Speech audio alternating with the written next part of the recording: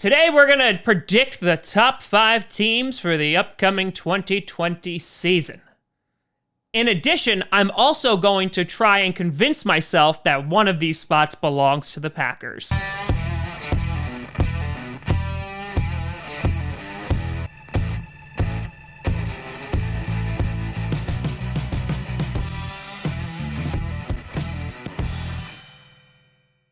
Grossi Posse Packer Nation! Welcome to an episode of Packast, a podcast where you don't have to be a Packers fan, but it sure does help. I'm your host, Tom Grossi, and today, I already told you what we're doing in the intro. Before we take a look at these 5 teams, I want to do a big shout out and thank you to 2 brand new patrons over at patreon.com/TomGrossiComedy. That is in command, and, now I in command. I get it now. Reading it and saying it out loud. I get it. And we also got Zachary Kressler. A big shout out and thank you to both of you and all the patrons over at patreon.com/TomGrossiComedy. Check it out for some cool rewards. So yesterday, we took a look at what could be the 5 worst teams for the upcoming season. And so today we're going to juxtapose that key SAT word, and we're going to take a look at what I think will be the top 5 teams for this upcoming season. So let's get the easy ones out of the way, because honestly, 4 of these spots were pretty simple, and it's that last spot that was a doozy. So the first one, you got the reigning, defending Super Bowl champions, and that's the Kansas City Chiefs. Yeah. They just got even better. Like, it's not even fair. The Chiefs already had a pretty damn good team last season, obviously, because they won the Super Bowl, in which their only really weaknesses were in the running game. And listen, Damian Williams did fine. He had under 500 yards, but he was versatile, and, he could be utilized in the passing game, the running game. And so the Chiefs were like, okay, well, you know what? We'll fix that, and we'll get Clyde Edwards-Helaire from LSU, who had over 1,400 yards and 16 touchdowns last season. Yeah, so that's pretty good. So they're going to be able to rock with that. The Chiefs have been doing a running back by committee for a little bit, obviously ever since losing Kareem Hunt. The other part where they could have gotten better was obviously on defense. They drafted Willie Gay Jr., which I think is a great pickup for them. And so it seems like the Chiefs are just going to keep on getting richer. And the best part is Patrick Mahomes is still under a cheap contract as of right this second. Next year for his 5th year option, it's going to get a lot more pricey, like a lot more. But as of right this second, they're going to be able to rock and roll, and if they want to add some pieces to their team, they can well and do that. Next year, it's going to get a little bit more pricey for you guys, and you can join the rest of the league, but the cap is supposed to go up, so that's obviously going to help offset that. So the big thing is the Chiefs. So obviously they have their QB of the future in Patrick Mahomes. They're going to be in contention for quite some time to come, and I think they will be right up there with one of the best teams in the NFL next season. Then, number 2, you got the San Francisco 49ers. Yeah, a team that added some pretty good pieces in the draft. They got Javon Kinlaw. Obviously, they lost to Forrest Buckner, but they were able to replace that with Kinlaw, which, Kinlaw, I think, is going to do well for them. I don't think he's going to immediately make the impact that Buckner would, but it's going to continuously make that defense scary. And on top of that, they got Brandon Ayuk from Arizona State at the end of the first round, which is another great pickup for them. So I think that giving Jimmy G another target will definitely be good. There is obviously a question mark around him of just like, okay, well, how good can he be? But I also will counter with that, but said it really doesn't matter.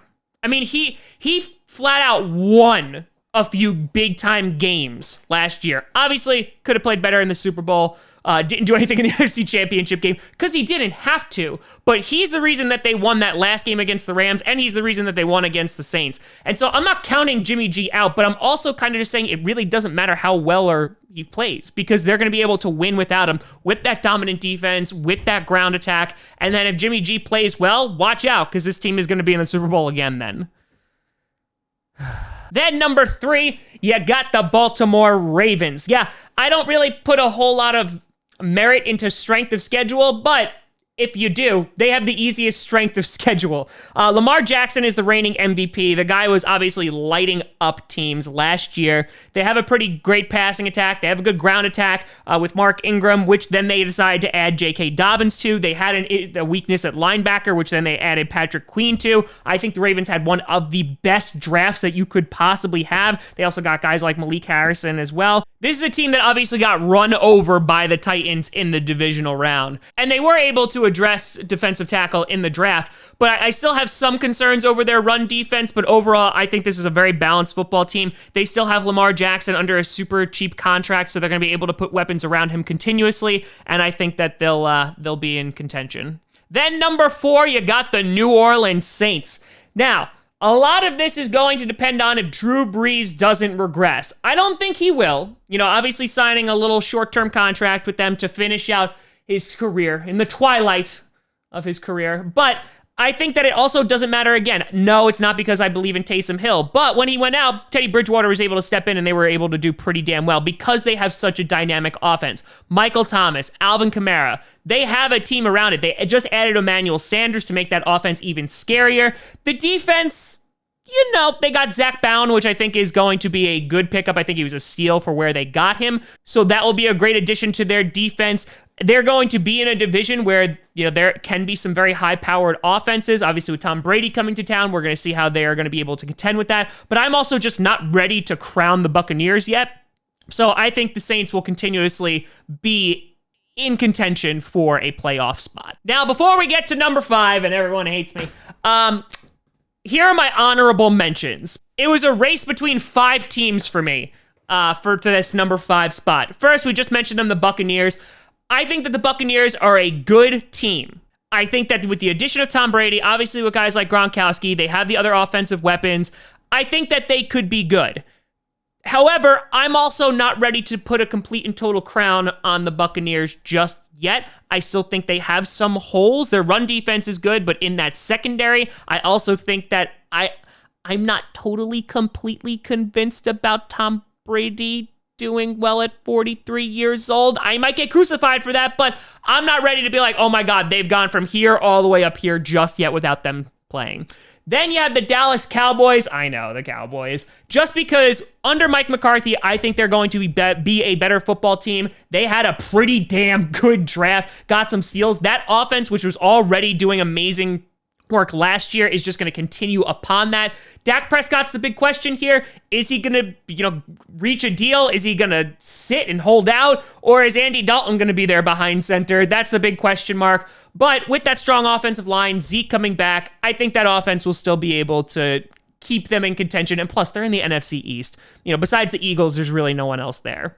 The other team I had here was the Buffalo Bills. The big question mark for me is Josh Allen. You got Stephon Diggs. You got Ed Oliver last year, who should be making a big step his sophomore season. You have the defense. You have the weapons around you. Can Josh Allen deliver? That's the big question, and that is going to determine if the Bills do well or not. Then you have, obviously, the Tennessee Titans, who were in the AFC Championship last year. Derrick Henry, another guy, is maybe playing his last year as a Titan as he got franchise tagged. They could use a little bit more when it came to the pass rushing department. I thought they would go after Clowney, but they're going to help protect Ryan Tannehill with Isaiah Wilson. So I think that they will still be a good football team in a very weak division. I'm not sold on the Colts just yet, and the Texans and the Jaguars, well, the Jaguars. So yeah, I think the Titans will be good as well this year. And then finally, the Seahawks. The Seahawks were the team that was the closest for me to taking this number 5 spot over the Green Bay Packers. So before I get into the Packers, let me explain why I didn't put the Seahawks here. The Seahawks, I went and even looked at strength of schedule, and it's pretty damn close. But the reason why that I'm giving the Packers the slight edge over the Seahawks is because I think the Seahawks needed to address offensive line first. They do need pass rushers. Are they going to go after Yannick? Are they going to be able to get Jadeveon Clowney, who wants to get paid a crap ton of money? I don't know. So those two things, but the thing that really put me over the edge was, honestly, they're just in a harder division. They're playing teams, yes, like the Cardinals, or they're playing teams like the Rams, both who didn't make the playoffs this year. But I think they can, because the Cardinals have gotten a better crew around them. The Rams, who knows what the hell is going on with the Rams? I think they might finish last in the division, but they always play the Seahawks pretty tough. And they have the 49ers twice. So I think that the Seahawks are just a little bit lower than the Packers, simply because they have a harder competition. That's one of the main reasons. And so at number 5, I do have the Packers. And let me explain why. I know I'll be called a homer for this, and that's totally fine. It is what it is at this point. I have no problem criticizing the Green Bay Packers, especially, when they don't do things that I would do. But again, I'm not the GM. Hashtag Tom for GM. But here's why I'm looking at this very realistically. The Packers last year went 13-3, made to the NFC Championship game, and again got their ass kicked. I think that the Packers, like the difference between, the number 1 and the number 2 spot with the Chiefs and 49ers, there's a pretty big gap between them and the Green Bay Packers. And I say that because it looks like teams like the Chiefs, like the 49ers, did get better. And the Packers, I'm not saying that they got better, but I also want to make it clear that I don't think they got significantly worse. Look at the guys that we lost. Blake Martinez, who everybody was running out of town. We went out and got Christian Kirksey. We also drafted Martin. So I think that bare minimum is going to be equal to what we had in Martinez. And then 2, Brian Bulaga. Yes, I think it's a bit of a downgrade because we got Ricky Wagner. That's the only place that I see us potentially losing some talent. And on top of that, we also drafted 3 offensive linemen. Yes, super late, but so we can move people around. On top of that, we got guys like Funches, we got Bagleton, and I think at the bare minimum, the Packers have not regressed much. Yes, they do have a harder schedule. The first half of their schedule is a bear, but not the Bears because that would be easy. But the later half of the schedule is very favorable for them as they have a lot of home games near the tail end of the season. You got guys like Aaron Jones and A.J. Dillon if we're leading a running attack. I think that's going to be crazy good. You have guys like MVS and EQ who could step up. Alan Lazard coming in again for his 3rd year. I think that the Packers, at minimum, have not regressed too much. Yes, I think that the Seahawks, because they're gonna be actually healthy and not everyone's gonna die on that team, that they're going to be a good football team, but they also have some harsher competition to face. The Packers, the Bears and the Lions for me, yes, they always play us decently tough, but there's some big question marks going on with those teams. The team that I obviously see us being the most competitive with is the Vikings, and we swept the entire division last year. So all that being said, I think that the Packers still will be a top 5 team. I still think that they're going to be in there for playoff contention. And I think that they are favorites or very close to being favorites to winning their division still this year. Because the Vikings, they don't have a walk in the park for a schedule either. So that's the top 5 teams I have in that big rant. I know I'm going to get called a homer. I know it's going to happen, but that's the logic that I'm using. So let me know what you think down in the comments below. Do you think that another team should be on here? So you think teams should be taken off here? Let me know what you think. You can always find me at TomGrossiComedy.com or at TomGrossiComedy on all social media. See down below. Check out Packast on SoundCloud, iTunes, Google Play Music, Spotify, and of course YouTube. And a big shout and thank you to all the patrons over at Patreon.com/TomGrossiComedy. But thank you so much for watching. I'm Tom Grossi. And as always, go Pack Go.